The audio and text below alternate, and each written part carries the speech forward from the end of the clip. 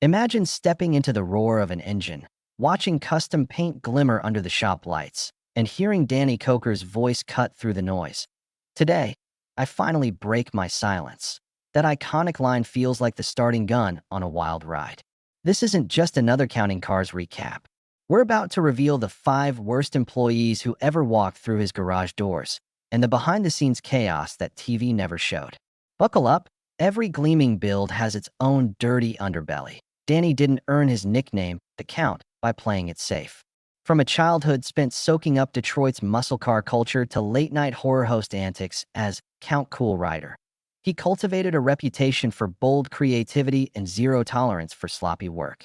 His shop, Count's Customs, became the epicenter for outrageous flame jobs and renegade choppers. Viewers loved the passion, celebrities loved the exclusivity. But as fame spread, so did pressure, from angry deadlines to teeming fan crowds disrupting every project. That IT was a double-edged sword. Television demands speed over perfection, drama over detail. Editors condense weeks of labor into 30 lean minutes. Builds that really take months appear to finish on cue, leaving viewers starry-eyed but unaware of the strain. When customers paused for selfies mid-weld, deadlines loomed. When paint flaws resurfaced after a shoot, reputation risked splintering. Danny prided himself on quality. If a chrome trim wasn't flawless, he'd send it back. And that insistence, so vital to his brand, would later clash catastrophically with certain team members. That we begin our countdown at number 5 with Joseph Frontiera. Nobody saw him on camera. His workbench was spreadsheets and invoices, not spray guns. Trusting the wrong bookkeeper can cost more than a botched transmission. Joseph handled payroll, vendor payments, and financial records, until Danny discovered more than $75,000 had mysteriously vanished. Personal Range Rovers, luxury airline tickets, and forged signatures painted a picture of greed. One moment, he was an invisible hero. The next, a trail of stolen funds leading out the back door. Lawsuits followed. Fans noticed his sudden disappearance, but never guessed the betrayal behind the curtain. Coming in at 4, meet Scott Jones, the shop's unflinching budget watchdog. In the early seasons, Scott was the Ian to Danny's creative yang. When flame job costs spiraled, Scott barked reminders about bottom lines. Camera crews captured their on-air clashes as fiery as any paint job. But cost-cutting zeal isn't always TV-friendly. Viewers crave drama, and Scott's blunt, "We can't afford that" stance clashed with Danny's extravagant vision. Then one day, Scott faded away. No messy exit. No public feud. He packed up, returned to Tennessee for family, and left the glare of Vegas lights behind. Proof that even the most steadfast protector can quietly bow out. At number 3, we've got Rolly Sabo, the Hungarian heart and soul of every detail job. His thick accent and mischievous grin made him an instant fan favorite. Under Rolly's fingertips, cars practically gleamed with personality. But in 2017, high-end detailing gear, thousands of dollars worth, vanished. Rolly's exit felt like a punch to the gut. One week he was joking on camera, the next he was history. Whispers linked him to the missing equipment, though Count's Customs never issued a formal statement. Rolly resurfaced with his own detailing venture in Vegas, proof that charisma and skill can survive a cloud of suspicion. Our runner-up at number 2 is Shannon Ikaw, the silent artisan behind head-turning choppers. Calm, focused, and never one to court the camera, Shannon let welded lines speak louder than words. His bikes fused soul and function. But as Counting Cars chased bigger ratings, the show grew hungry for interpersonal drama and staged arguments. Shannon's quiet dedication clashed with a rising appetite for spectacle. Editors trimmed his screen time until he faded into the background. Without fanfare or blame, he slipped away, returning to his private workshop. Today, Shannon still crafts award-winning bikes, proof that true passion often thrives outside the spotlight. And now, the worst of the worst. Number 1 on Danny's blacklist is Horny Mike Henry. Bursting with tattoos, mohawks, and irrepressible energy, Mike's airbrush work turned any ride into a rolling masterpiece. But creative friction has an art of its own. Mike pushed the envelope with neon fades and three-dimensional skull murals. Danny sometimes needed a bit more restraint to protect his brand's classic muscle car roots. Deadlines collided with artistic whims, and tension ramped up. Rumors swirled of on-set arguments and paint booths left smeared. Finally, Mike dialed back involvement, launching his own horny Mike designs. While he still pops in for special collaborations, his departure marked the end of an electric era. Each of these fall from grace stories shares a common theme. Brilliance and ego can collide in spectacular ways when the TV cameras are rolling. Danny's empire skyrocketed on authenticity, but reality TV thrives on conflict. For fans, the show's charm lies in seeing passion turned into metal and gasoline. Behind closed doors, though, the cost of creativity can be heartbreak, betrayal, and silent departures that leave gaping holes in the shop floor. The next time you watch Danny Koker unveil a jaw-dropping build, remember there's more than meets the eye. Every paint job, every welded frame, every roar of approval represents a fragile balance between art, commerce, and personality. Danny finally named his 5 worst employees, but each exit tells a deeper story about loyalty, ambition, and the high price of dreams fueled by horsepower. Picture a lean, unassuming accountant slipping through the noisy throngs of gearheads in Count's Customs, clipboard in hand. This was Joseph Frontiera's first season behind the scenes. Nobody paid much attention to the quiet man juggling spreadsheets, vendor invoices, and payroll. He smiled politely, nodded at Danny's jokes, and seemed grateful to be part of the fast-paced world where steel met creativity. At the beginning, Joseph blended in perfectly. He understood that Count's Customs thrived on trust as much as torque. He listened carefully when Danny and his crew debated engine rebuilds, absorbed shop lingo, and even learned a few technical terms. By the time he filed his first full month of reports, he had earned a reputation for precision. Nobody suspected the deep deception silently brewing in his ledgers. The first inkling of trouble came when a vendor complained about an unpaid bill for rare chrome parts. Danny shrugged it off initially, assuming a simple paperwork mix-up. But when a second supplier threatened to halt shipments, alarm bells rang. Joseph assured them he would sort it out. Yet every reassurance seemed to come with a new, baffling discrepancy elsewhere. Engines stalled, timelines slipped, and Danny grew suspicious that someone had hacked the system. In a dramatic meeting behind closed doors, Danny confronted Joseph while the shop hummed with the roar of air compressors. Under the fluorescent lights, Joseph's calm facade cracked. Papers rustled in his hands as he pleaded for more time. But Danny was done waiting. He demanded to see every transaction, every expense claim. What unfolded next felt like a betrayal more painful than any botched paint job. Investigators uncovered bank transfers to an account Joseph controlled, secret charges for luxury items, and the audacious forging of Danny's signature. It was a web of deceit that spanned months. A personal Range Rover down payment here, first-class plane tickets for himself there, all hidden under bogus line items in the company's books. For Danny, the shock cut deeper than missing parts. This was his livelihood, his reputation, siphoned away by a man he trusted. News of the embezzlement rippled through the shop like a honking hot rod. Mechanics paused mid-weld, painters halted mid-spray, and the reality TV cameras rolled anyway, capturing awkward glances and hushed whispers. Producers scrambled to rewrite storylines, editing around empty seats where Joseph once stood. Fans couldn't help but notice his abrupt absence. Social media exploded with rumors, speculation, and a collective feeling that something in Vegas had gone terribly wrong. Danny's response combined raw anger and steely resolve.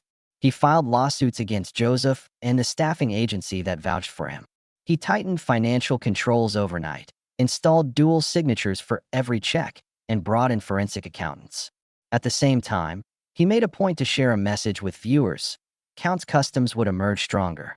The shop's heart still roared, fueled by authenticity and the promise that no cut corner would ever slip by again. But the emotional fallout took longer to heal than the fiscal damage. Danny admitted privately to close friends that he felt ashamed of being duped. Trust in the shop's inner circle felt fragile. Every new hire underwent exhaustive vetting, and Danny watched every signature as if it were the faintest threat. The episode highlighting the scandal aired months later with a cautious narrative, softening the hardest edges but still delivering enough cliffhangers to keep fans glued to the screen. As we move to our next tense tale, consider the lesson Joseph Frontiera taught us. When numbers run red in the black world of custom builds, vengeance can be more painful than any paint flaw. He set the bar high for betrayal, but our number 4 example proves that even the closest allies can quietly walk away when fame and fortune collide. Scott Jones arrived as a different archetype, a seasoned shop manager with a no-nonsense attitude and a keen eye for margins. In the early seasons, he was Danny's hidden weapon, the man who crunched the numbers so creative minds could race ahead. On camera, their debates over budget caps made for tense reality TV moments. Scott's voice cut through the roar of cordless drills, bringing the money talk to a collision with monster-build dreams. But behind that tussle lay a deeper tension, one that ultimately led to his quiet exit. Scott's departure surprised fans who assumed his fiscal discipline was as permanent as Danny's love for vintage steel. Yet when personal priorities pulled him back to Tennessee, the shop lost its frugal guardian. Without Scott's steady hand on budgets, subsequent builds sometimes teetered on extravagance, testing Danny's resolve to balance daring designs with ultimate bottom-line responsibility. Picture the lead detailer who became the heart and soul of Count's Kustoms, then vanished under a cloud of suspicion. That man was Rolly Sabo, and his story is as dazzling and as dark as any custom finish he ever applied. If you tuned into seasons 2 through 6 of Counting Cars, you saw Rolly's mischievous grin light up every frame. With a thick Hungarian accent that resonated over the roar of power tools, Rolly tackled every chip, dent, and swirl with surgical precision. He treated each car like a canvas, coaxing out reflections so perfect they looked painted rather than polished. Fans fell in love with his goofy one-liners and impromptu dance moves beside gleaming hot rods. Cameras caught him celebrating each final wipe down as if the car itself had just won a race. Off camera, Rolly earned his stripes in the shop long before he made it to the editing suite. He arrived at dawn, armed with premium chrome polishers and a formidable work ethic. Under his fingertips, vintage roadsters reclaimed factory shine, and modern muscle cars dared to outshine showroom floors. He saw areas others overlooked, undersides, jams, and engine bays, and brought them to showroom quality. No spot went unexamined. No flaw escaped his eagle eye. Rolly's devotion turned ordinary cars into head-turning showstoppers and made him indispensable, until his own tools started disappearing. It was the lead-up to SEMA Week, the biggest automotive spectacle in Las Vegas, when the first polish gun went missing. Then a set of high-end microfiber towels vanished. Before long, thousands of dollars worth of specialized detailing gear had slipped away one tool at a time. Mechanics whispered about inside jobs. Editors scrambled to rewrite scripts around glaring tool shortages. Rolly claimed innocence, but suspicion grew like rust beneath fresh paint. Producers wove retakes around empty toolboxes, and fans online began piecing together rumors about the missing inventory. The tension reached a boiling point when Danny assembled the crew for a private showdown. Under harsh shop lights, invoices were laid bare on the workbench, and the missing items were cataloged one by one. Rolly's calm demeanor cracked as accusations flew. There were no forged signatures this time, just a man cornered by evidence. Though no police charges were publicly announced, the message was clear: betrayal had a price. Rolly left without a farewell, leaving behind polished bays and unanswered questions to eye in the chaos that followed. Count's Kustoms offered no formal statement, and Rolly's social channels went silent. Fans speculated. Did he take the gear? Was it misplacement gone too long? Or was someone else framing the fan-favorite detailer? The truth remained locked in backstage drawers, fueling endless debate on forums and comment threads. Yet amidst the fallout, Rolly quietly resurfaced, unburdened by cameras but armed with the same relentless passion. He opened rock and Rolly custom detailing under the neon glow of Las Vegas, promising precision, personality, and a second chance. Customers lined up, eager to see whether the legendary detailer could still deliver his trademark shine.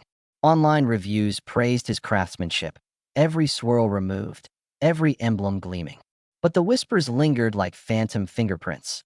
Could the shop thrive without official clearance, or was Rolly still polishing more than panels? Rolly's saga teaches a harsh lesson in contrast. On screen, he was the gleeful artisan who made cars sparkle. Off-screen, he became a cautionary tale about trust and temptation. His departure left a stain deeper than any polished swirl, reminding us that in the high-octane world of custom builds, the brightest finish can mask the darkest secrets. A.S. Rowley's chapter closes. We shift direction from spilled polish to silent craftsmanship.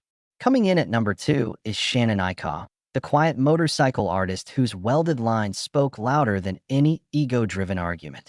You might not have noticed him in the flash of cameras, but you felt his absence the moment he walked away. Shannon Ikaw was the silent craftsman behind some of the most iconic motorcycles ever to roll out of Count's Customs. With tools in his hands and vision in his mind, he welded lines as smooth as liquid metal and biked soles that resonated on the open road. Customers would pause at the finished chopper, running fingertips along custom frames, remarking how every weld spoke volumes about dedication. He never needed to raise his voice to command attention. His work did that for him. On camera, Shannon's calm presence provided a perfect counterbalance to on-the-fly banter and charged shop floor energy. Viewers who appreciated the artistry of metal knew he was the genuine article, a man for whom perfection meant more than publicity. As the show evolved, however, Shannon's quiet devotion to craft collided with reality television's hunger for spectacle. Ratings soared when debates flared, and editors found that showcasing interpersonal drama boosted engagement more than silent focus. Over time, Shannon's screen time waned. Episodes omitted long welding sessions and detailed showdowns, favoring quick cuts, personality standoffs, and behind-the-scenes gossip. Rather than alter his patient workflow or perform for the camera, Shannon made a choice few stars embrace. He stepped away. Without fanfare or explanation, he retreated to his private workshop, where stacks of raw steel and chrome awaited his steady hands. Today, Shannon Ikaw continues to build custom bikes that turn heads at every motorcycle rally, proving that artistry rooted in authenticity often thrives far from the brightest lights. If Shannon represented the quiet side of creation, Mike Henry embodied the roaring spirit of unrestrained self-expression. Better known as Horny Mike, he was impossible to miss. Adorned with tattoos, sporting mohawks that seemed to contort with every head turn, he painted cars and helmets as if each surface were a canvas for his boldest dreams. Flames, skulls, and three-dimensional murals sprang to life under his airbrush. Fans cheered when he unveiled art that shimmered with layers of interlocking textures and color fades so precise they defied belief. Mike's flair transcended typical car shop design. He made each ride feel like an extension of his own personality. But living inside a high-octane reality television environment tested even Horny Mike's mettle. The conflict began when artistic freedom clashed with brand guidelines. Danny valued classic muscle car heritage and occasionally realigned certain paint jobs that veered too far into the avant-garde. Mike bristled at boundaries he considered arbitrary, feeling that true innovation demanded risk. Meanwhile, production pressures demanded rapid turnarounds, leaving little room for airbrush work that often required hours layering coats of paint and securing perfect cures. The tension simmered behind glass partitions and fractured the camaraderie Mike once trusted to. In the end, Mike made the boldest move of his career. He dialed back involvement on counting cars, choosing to build his own path on his own terms. As the cameras rolled on courtesy cameos, he quietly launched Horny Mike Designs, bringing his custom airbrush style directly to enthusiasts who craved original artwork free of compromise. Helmets, accessories, and car panels emerged under his brand, each piece shouting independence as much as skill. His work continued to earn accolades on social media and at car shows, reminding the world that an uncompromised vision could forge its own lane. Despite distancing himself from full-time production, Mike never fully severed ties with Count's Customs. He still pops in for special collaborations, lending his signature strokes to high-profile builds and sparking excitement every time he reappears. There's no hard line of separation, just a partnership that now respects each artist's space. His occasional returns feel like fireworks. His vibrant energy reignites old passions. The shop buzzes when he walks in, and fans tune in to witness that creative dance between unfiltered artistry and curated direction. Shannon Ikaw and Horny Mike exemplify two sides of an intricate spectrum where passion collides with production demands. One flourishes in silent precision, the other thrives on unrestrained flair. Together, Their divergent paths illuminate the tightrope Danny walks between nurturing raw talent and steering a brand adored by millions. Danny's decision to finally name his 5 worst employees pulls back a curtain many wished remained drawn. It reminds fans that even the most glamorous garages harbor human flaws, and that every masterpiece bears the fingerprints of loyalty, conflict, and redemption. As the engine of Count's Customs roars into its next season, viewers can reflect on how trust fuels creativity and how the very personalities who build these metal dreams shape our fascination. The story of Shannon and Mike, and the other 3 in the roster, urges us to look beyond the final cut, to question what we see and cherish the real engines that power the art we love. Here in the aftermath of naming the 5 worst employees, Danny Koker stands more resolute than ever. By breaking his silence, he transformed private grudges into a public reckoning that reacquainted fans with the reality behind the polished frames. His announcement served as both confession and cautionary tale. Success in a high-octane garage demands more than skill with sockets and spray guns. It requires ironclad trust, unwavering accountability, and emotional fortitude. Viewers witnessed a man willing to throw the first spark in order to clear out combustible elements to recover from serial betrayals. Count's Customs adopted a multi-pronged approach. Financial audits became weekly rituals instead of annual drudgery, with cross-checks and dual controls enforcing transparency. Crew inductions now involve personality profiling as much as skill validation, ensuring prospective hires fit both the horsepower and the heart requirements. Danny enlisted outside consultants to design conflict resolution protocols so that small disagreements never escalate into fissures that threaten the entire chassis. The shop floor regained a sense of cohesion through structured briefings and clear lines of responsibility. Behind this operational overhaul lay a deeper maturation in Danny's leadership style. Once an uncompromising perfectionist who demanded excellence without question, he learned to temper intensity with empathy. He began carving out one-on-one time with team members, gathering feedback about workflow pressures and creative constraints. He instituted open-door sessions where anyone could voice concerns about equipment delays or production bottlenecks. Even veteran crew members admitted that this level of engaged management had been missing behind the roar of each custom build. Fans and critics chimed in after the big reveal. Social media threads filled with admiration for Danny's courage to air grievances and frustration over the trust broken. Hashtags like #CountClearsHouse trended briefly on automotive forums, while YouTube comment sections buzzed with debates. Was it fair to spotlight personal failures on a public platform? Did Danny handle each departure with respect, or exploit drama for ratings? The polarized discussion only fueled curiosity, drawing new viewers eager to see how the shop's dynamic evolved post-reckoning. Production crews also adapted. Editors shifted focus away from sensational exits towards stories of redemption and resilience. Instead of staging dramatic conflicts, episodes began spotlighting comeback builds, where former staff alumni occasionally returned as guest collaborators. We saw the same facilities where broken trust once loomed now serve as stages for restored partnerships and renewed creativity.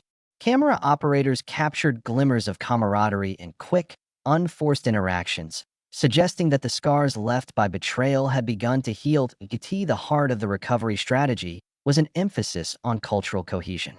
Danny introduced monthly garage nights, festive meetups where builders, painters, and detailers showcased personal side projects and traded techniques. These events bridged gaps between personalities that once clashed in production scrums. Staff who once handled checks and ledgers swapped seats behind the spray booth in friendly Easter egg competitions. More than just morale boosters, these gatherings fostered mutual respect, reminding everyone that they served a common purpose: crafting metal dreams. Beyond the confines of Count's Customs, Danny's transparent confession sparked a broader conversation about accountability in creative industries. Aspiring shop owners and small-scale fabricators took note. Even the most legendary garages are vulnerable to internal sabotage without clear governance. Business articles analyzed his blueprint for organizational resilience, while podcast hosts praised his willingness to treat failures as lessons in leadership. The story of his 5 worst hires became a case study in balancing passion and prudence, earning Danny newfound respect, or at least attention, from corners outside the car community. For devoted viewers, there's a unique take-home message. Behind every stunning car transformation lies a complex human narrative, built on trust, tested by conflict, and reimagined through compromise. As you pick up your own wrench, manage your own shop floor, or navigate office corridors far removed from auto body panels, remember that shared ambition cannot flourish without shared accountability. Danny's Odyssey reminds us that high performance demands both technical mastery and relational integrity. As we close this chapter in the Counting Cars saga, one thing remains clear: authenticity drives engagement.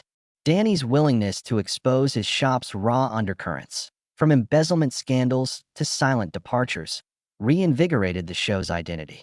No longer just a celebration of automotive artistry, it morphed into a study of human resilience under pressure. This refresh invites us back into the garage with fresh eyes, eager to see whether restored trust can spark another golden era of builds. If you've been astounded by these stories of betrayal, redemption, and reinvention, hit that subscribe button and ring the bell so you never miss an insider glimpse behind the spray booths.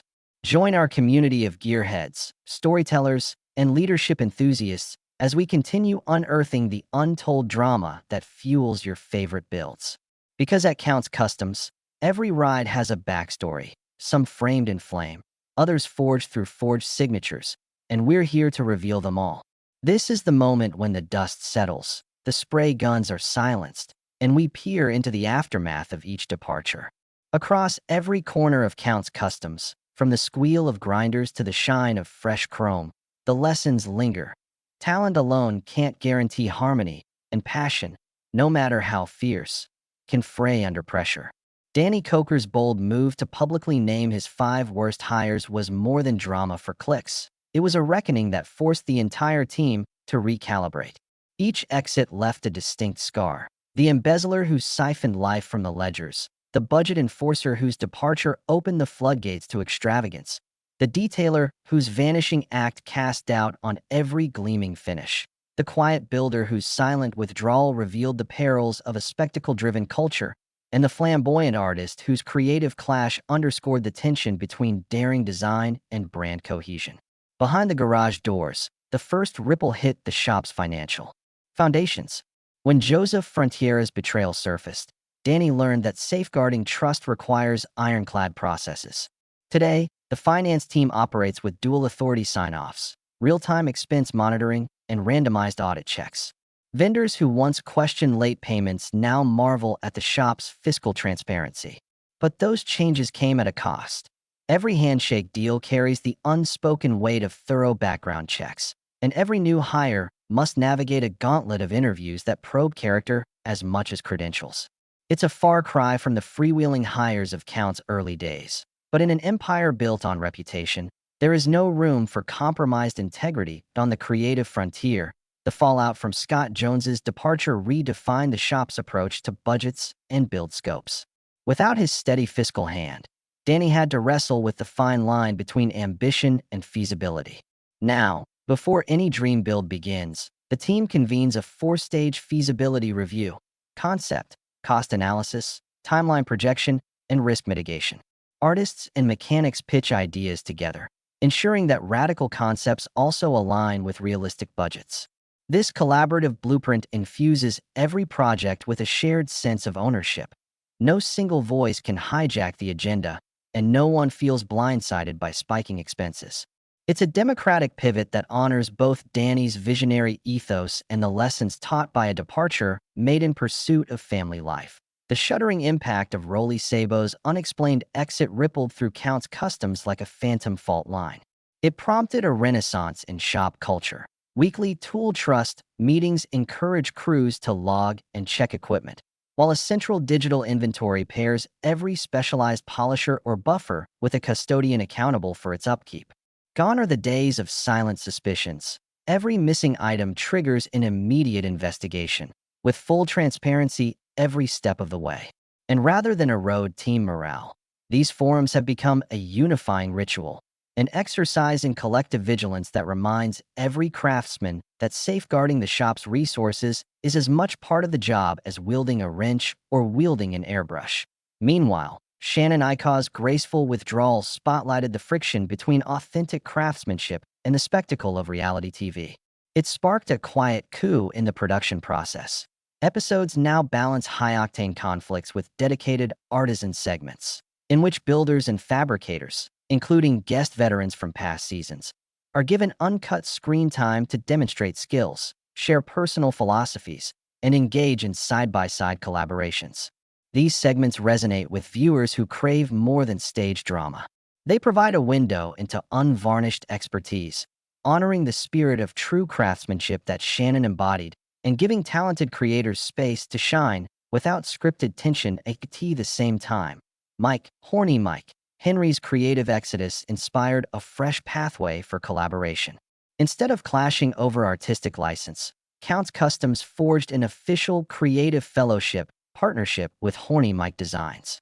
Each season, select builds are tagged as fellowship projects, where outside artists like Mike lead the paint and design teams under loose editorial guidelines. The result? A rotating showcase of innovative aesthetics that inject every episode with fresh energy, while still respecting the shop's muscle car roots. Fans watch these builds for the explosive fusion of personalities, forever reminding us that compromise can spawn better art than conflict. Now, as Danny Koker peers around a leaner, smarter, and more resilient Count's Customs, he stands as both creator and custodian, guarding not only the art of custom builds, but the fragile ecosystem that makes them possible. His candid naming of the 5 worst employees was catharsis for him, and a wake-up call for everyone who ever believed that raw talent alone was enough. Because behind every roaring engine and glittering flame job lies a network of relationships that must be nurtured, audited, and celebrated in equal measure. In the end, Danny's bold transparency elevated the shop from a simple platform for custom builds to a case study in organizational rebirth.